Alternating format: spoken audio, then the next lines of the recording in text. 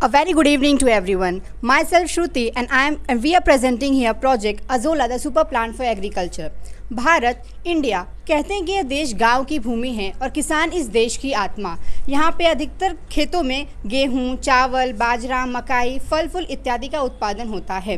खेती हमारे देश की अर्थव्यवस्था की रीढ़ है। यहाँ के अधिकतर घर खेती बाड़ी से ही चलते हैं। एक किसान जो सबके खाने की ज़रूरतों को पूरा करता है, लेकिन वो खुद 2 वक्त की रोटी के लिए तरसता है।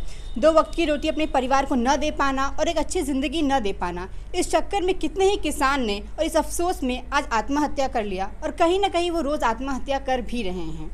ओवर टू शीतल। तो आइए जानते हैं कि अजोला होता क्या है। अजोला एक एक्वेटिक फर्न है जो कि अधिकतर अफ्रीका, एशिया, यूरोप ऐसे कॉन्टिनेंट्स में पाए जाते हैं। अजोला को हम आमतौर पर एक्वेटिक फर्न, वाटर फर्न्स और मॉस्किटो फर्न्स भी कहते हैं। अजोला की एक खास विशेषता है कि यह धरती पर सबसे तेज़ी से उगने वाला पौधा है, जिसके कल्टीवेशन के लिए हमें कम से कम मिट्टी का उपयोग होता है। अजोला के कई सारे एग्रोनॉमिक क्वालिटीज़ भी हैं, जैसे कि अजोला नाइट्रोजन फिक्सेशन में हेल्प करता है। Azolla act as a insecticides और अगर केमिकल कंपोजिशन के बेसिस पे बात करें तो अजोला को हम ऑर्गेनिक फार्मिंग में यूज़ कर सकते हैं ताकि हम केमिकल फर्टिलाइज़र को अवॉइड कर सकें। Over to Mansi. जैसे कि हम जानते हैं दिन ब दिन जनसंख्या बढ़ती जा रही है, जिसके कारण फूड की डिमांड भी बढ़ती जा रही है।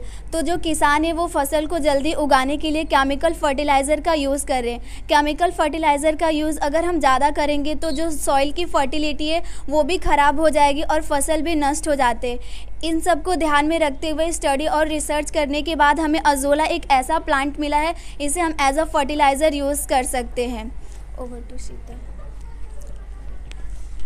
जैसे कि हम अजोला से अजोला केक भी बना सकते हैं। अजोला केक बनाने के लिए हमें अजोला, नीम, पानी और काव डंग का इस्तेमाल करना है। अजोला केक हम एज अ फर्टिलाइज़र यूज़ करेंगे हमारे एग्रीकल्चर के लिए। अजोला केक जो है वो रिच इन मैग्नीशियम, फॉस्फोरस और नाइट्रोजन होगा, जबकि अजोला के अंदर अलग अलग तरह के amino acids, essential amino acids और तरह तरह के विटामिन्स मिलते हैं, जिसमें अजोला के अंदर विटामिन ए, विटामिन B12 और बेटा कैरोटीन पाया जाता है।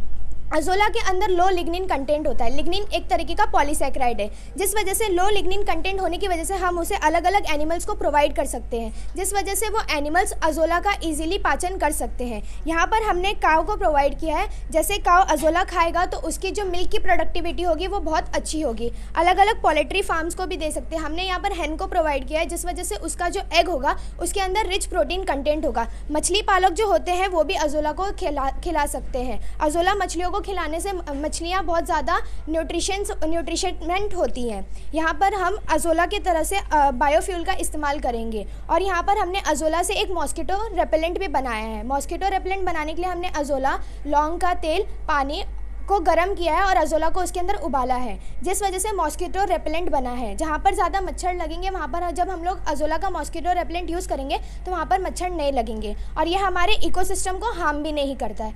Over to Anjali.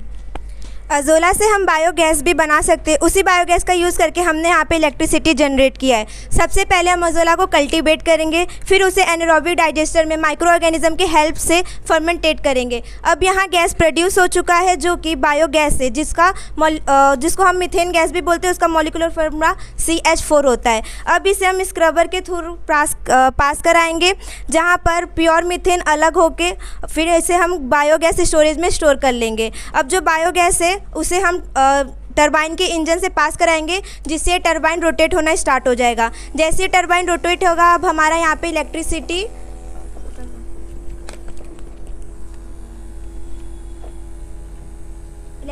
हमारा यहाँ पे जलना स्टार्ट होगा, और फिर हम इसे इलेक्ट्रिसिटी को गांव में यूज़ कर सकते हैं। नॉट द लीस्ट, यहाँ पर जो अजोला है वो हमारे एनवायरनमेंट के साथ नाइट्रोजन फिक्सेशन करता है, जिस वजह से हमारे कार्बन डाइऑक्साइड की जो मात्रा है वो मेंटेन रहती है। इस वजह से हमारे एनवायरनमेंट में ग्लोबल वार्मिंग नहीं होती है और जो इंस्टेंट क्लाइमेटिक चेंजेस है वो भी नहीं होते। इसलिए अजोला ना कि सिर्फ ह्यूमन्स के लिए बल्कि एनिमल्स के लिए और पूरे अर्थ के लिए बहुत ज़्यादा फ़ायदेमंद है।